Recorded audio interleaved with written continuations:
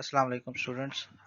Today we are going to continue with our previous topic of phylogenetics. In the previous lecture we discussed about phylogenetics, and mainly we talked about why phylogenetics is important.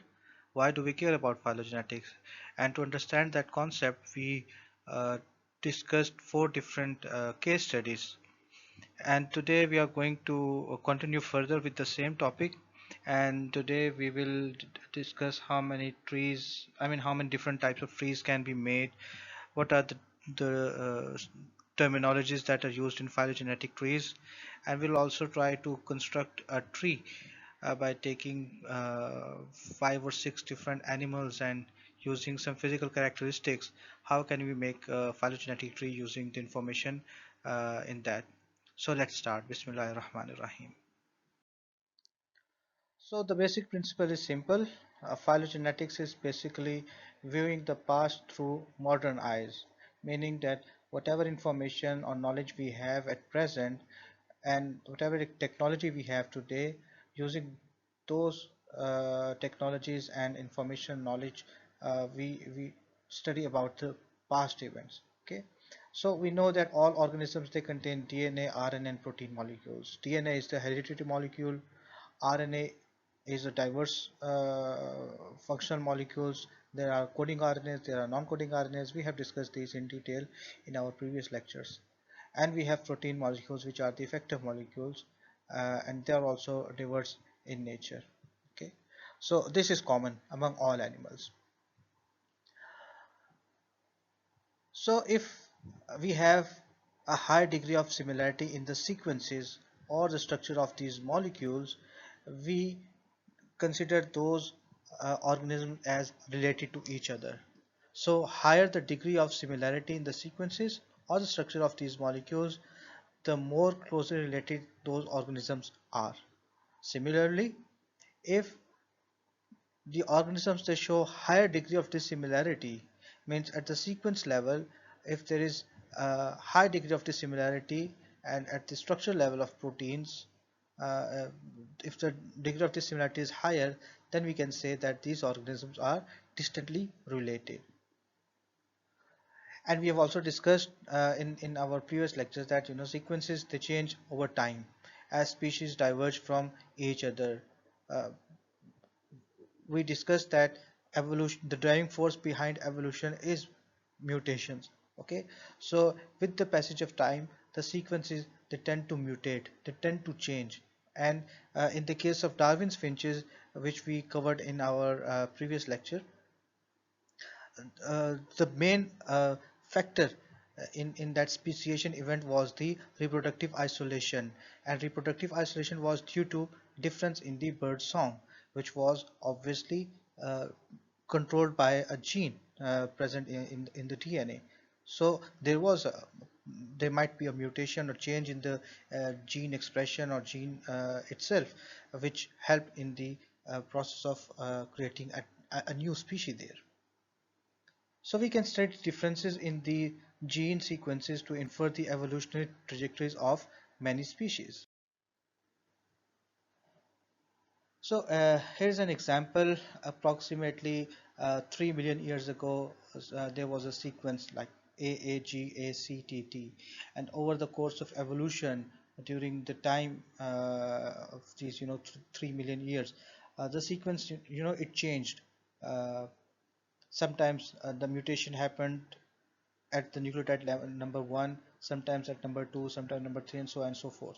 Okay, so when you see the species A, B, C, D, and E, they are distinctly related to the sequence that was present 3 million years ago. But the present day species, they contain the sequence which is different from the original sequence. So this is how sequences can be compared. They can be compared to each other to construct a phylogenetic tree to see relatedness of different sequences or species. How can we represent evolutionary relationship between species? Obviously, as we have been discussing for our two lectures now, relationships are best illustrated by trees, and these trees, they can be represented in multiple forms. Here you can see an example. This is a tree showing the three domains of life: bacteria, archaea, and eukarya. Sorry. And there are two different kinds of trees. So information given in both these trees is approximately the same. Okay, but it's just the topology or the shape of the tree is different. Okay, so trees can be represented in multiple forms. We will discuss these different forms briefly after some time. And the branching pattern that you can see in these trees, this is called topology of the tree. Okay, so for a given phylogenetic tree, the topology of a tree is very important. The information is extracted according to the topology of that tree. Okay, here you can uh, see that figure number A is the rooted phylogenetic tree, and figure number B is unrooted phylogenetic tree. Now, what's the difference between rooted tree and unrooted tree? We will discuss it, later in this lecture. Here's an example of phylogenetic tree made for different organisms. We have lion, leopard, jaguar, tiger, and domestic cats. Now, the tree is represented in three different ways. Although it seems different, the tree they seem to be different, but the information is the same in all these three trees. And in other words, in technical terms, we can say that the topology of the tree is same here. Okay, I'll just give you one example here. Suppose we have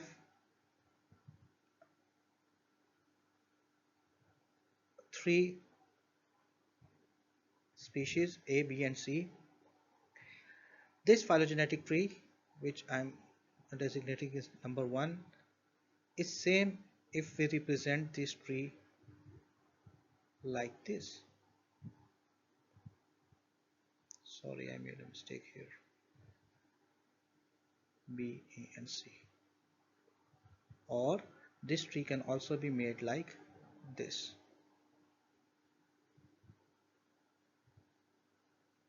So all three trees shown here, they have the same topology. They are giving the same information.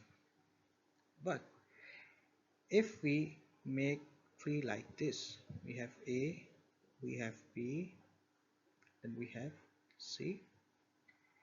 Here we have A, we have C, we have B, or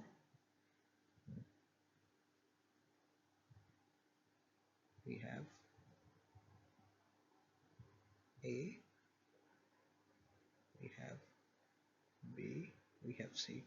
Here the tree representation is different, but topology of the tree is also different. So the relatedness of different species in this set of phylogenetic trees is different. So we can say that here in this group the phylogenetic trees have same topology, and for this one the topology is different. Let's construct a tree using simple example. Okay, so we have, let's see, we have a hagfish, we have perch, which is also a fish, we have, sorry,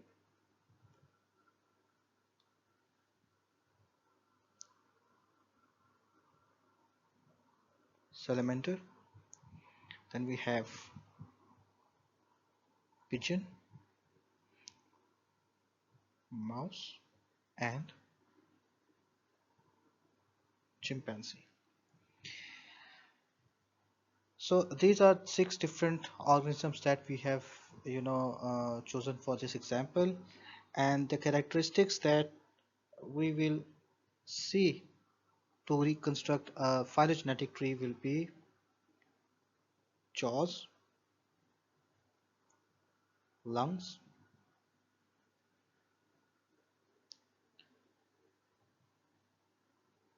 feathers, and mammary glands. So if we see, hagfish does not contain any of these. Perch contains jaw but no lungs, no feathers, no mammary glands. Salamanders have jaws, they have lungs, no feather, no mammary glands. Pigeons, they have jaws, they have a beak, not jaws. They have lungs, they have feathers, but they have no mammary glands. And mouse and chimp, they have all these physical characteristics. Okay, so let's try to reconstruct a tree from here. So here is uh, our common ancestor for all these six organisms, and you can see that hagfish does not contain any of the given uh, characteristic. Okay, so here goes the hagfish. Then we have perch, and here's the other organisms. So somewhere here the organisms, they developed jaws. Okay, and then we have here perch. Somewhere here in the evolutionary time, the organism, they also developed, lungs. Okay, so we have salamanders here,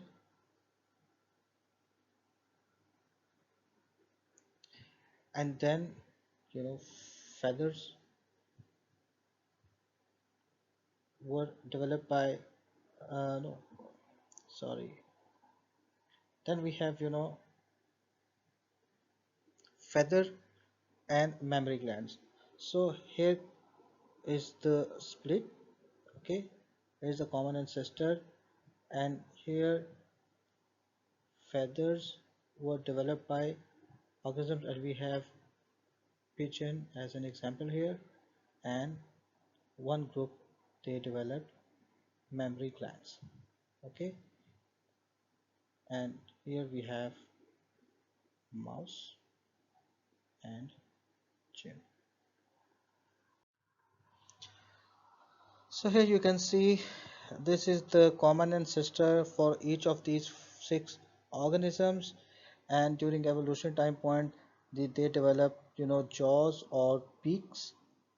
Okay, then lungs were developed. Then in this ancestor, there was a split. Okay, one of the group of animals, they developed feathers, and the others developed mammary glands. And in mammary glands, mouse and chimps, they both have mammary glands. So this is how we can construct a very simple tree using some simple characteristics. In phylogenetics, basically what we do, we are more interested in using sequences rather than physical characteristics, but that example will be very difficult to explain here. So I hope with this example you can understand how a phylogenetic tree can be made. Now we will discuss some important terminologies in phylogenetics, or important terminologies that are used while interpreting phylogenetic trees. So let me make a simple tree here.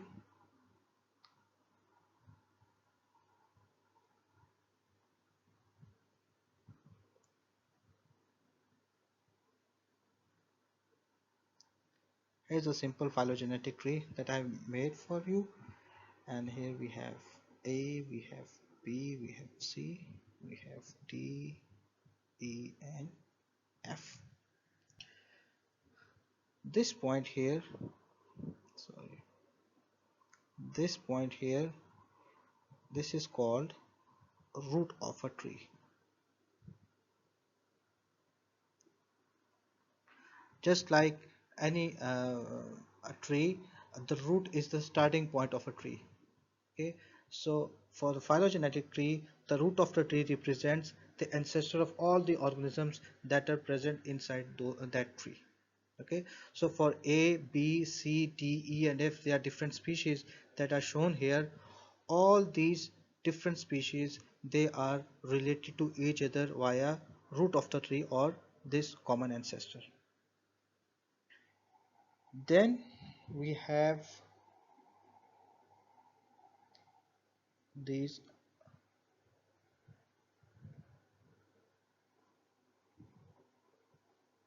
red dots. They are the internal nodes. Internal nodes basically represents common ancestors other than the ancestor which is represented as a root of the tree. Okay, so internal nodes are the other common ancestors present inside the tree. Then we have these nodes shown in green color. They are known as terminal nodes. Terminal nodes basically represents the organisms that are present in uh, that are in the present in a current time. Okay, these are the present day species living on this planet.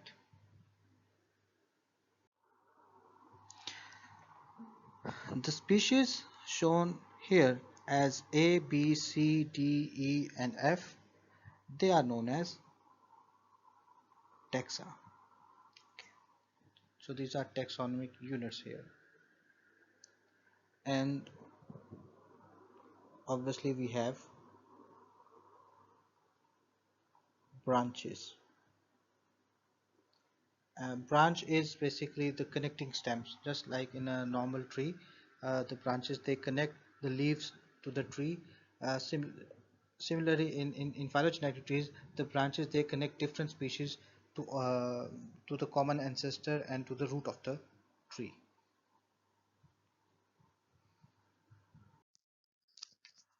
So let's talk about a little bit about rooted and unrooted trees.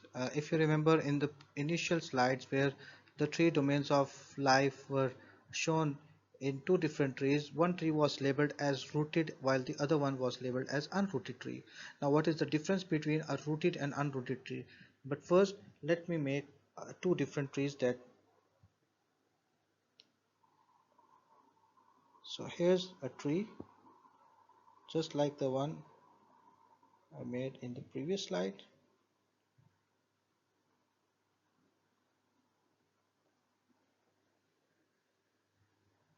Sorry.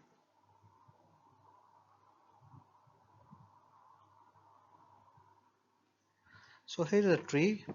We have taxas A, B, C, D, E and F. This type of tree is called a rooted tree. Why? Because we have a root here. So a rooted tree is a tree that has a root and it denotes a common ancestry. Whereas an unrooted tree,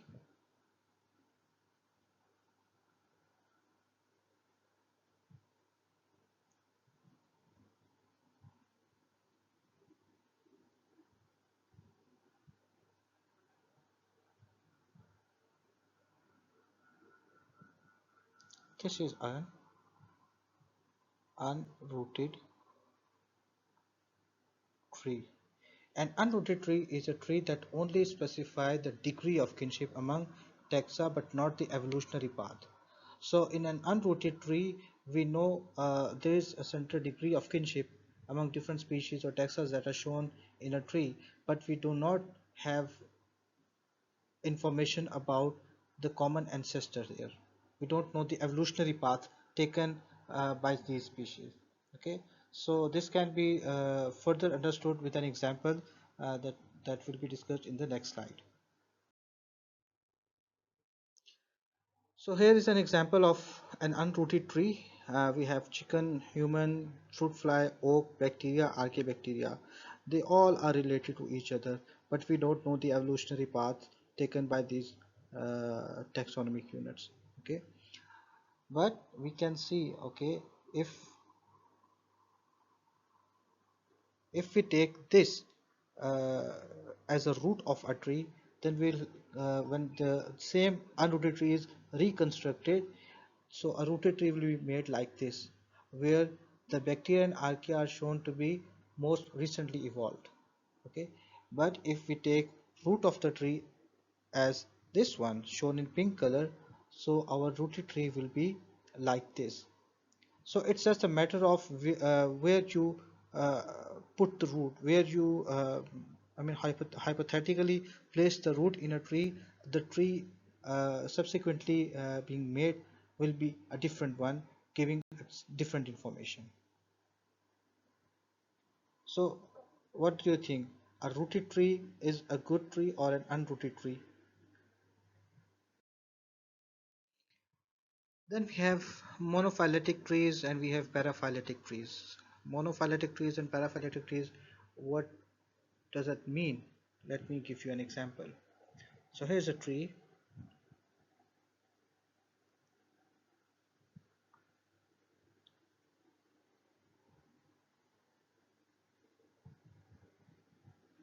Okay, we have tree number one, we have tree number two, and we have A, B, C, D, E, and F. We have A, B, C, D, E, and F. So if we consider this group, okay, so this is known as monophyletic group or monophyletic clade. Monophyletic clade or monophyletic group, it shows a common ancestor and it also shows all of its descendants. Here you can see that A, B, and C are chosen as a monophyletic clade, and its common ancestor is there, and for that common ancestor all the uh, descendants are also there. If we take another example and we talk about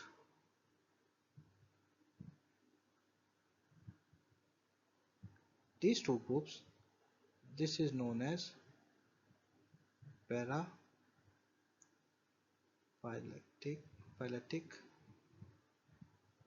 clade or group. In paraphyletic group, a recent common ancestor is shown, but not all of the descendants are included.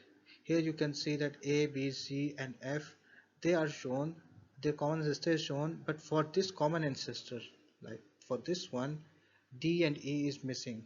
So all of the descendants are not shown, but the common ancestor is there. So this is monophyletic and paraphyletic group or tree. So in short, what we have learned today, what we have discussed today is that we need gene or protein sequences, okay, and for that gene and protein sequence, we need to compare these sequences across species. And how to represent those comparisons, we take help from the concept of trees here. So a tree has nodes that represents taxa, then we have branches. Branches represent a relationship between taxa, and we have branch lengths that represent evolutionary time changes or since divergence. Here I forgot to mention one important thing, that phylogenetic trees can broadly be classified into two different groups. We can have phylogram, and we can have cladogram. Now phylogram is a kind of phylogenetic tree where evolutionary distance is also known, that how much time did it take for common ancestor to reach the present day species. But in the case of a cladogram, we don't know the evolutionary time period, but we only know the relatedness of different species. We only know the degree of relatedness. Okay, so this is an important point that I missed initially, but this is very important point here, and this point is necessary for understanding this point that branch lengths represent evolutionary time changes since divergence. Like in case of phylograms, the branch length will represent how much time did it take for a sequence to change from its ancestor form to the present form. Okay, so in the next lecture we will continue with this topic and we'll further go deep into phylogenetics. Till then, Allah Hafiz.